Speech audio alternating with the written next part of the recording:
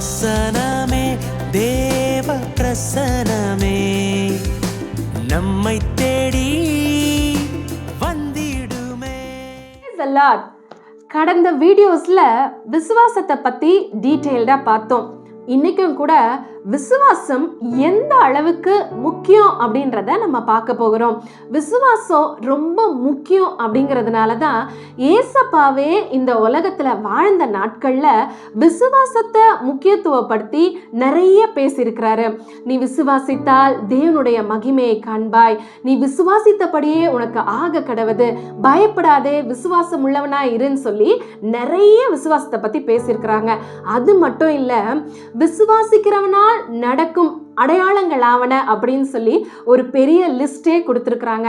அந்த லிஸ்ட்டை ஒரு போதகர் செய்வாரு, ஒரு சுவிசேஷகர் செய்வாரு அப்படின்னு சொல்லி ஏசப்பா சொல்லாம விசுவாசிக்கிறவன் செய்வான் அப்படின்னு சொல்லி சொல்லியிருக்கிறாருன்னா விசுவாசத்தை ஆண்டவர் எவ்வளவு முக்கியத்துவம் படுத்திருக்கிறாருன்னு பாருங்களேன்.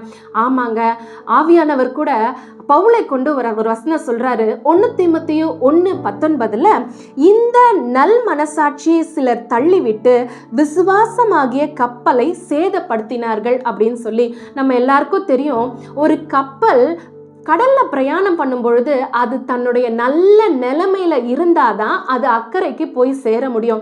அதே போல தாங்க நம்மளுடைய வாழ்க்கையிலும் ஆவிக்குரிய வாழ்க்கையிலும் விசுவாசமாகிய கப்பல் எந்த சேதமும் அடையாம நல்ல நிலைமையில இருந்தாதான் அக்கறையாகிய பரலோகத்துக்கு போய் சேர முடியும்.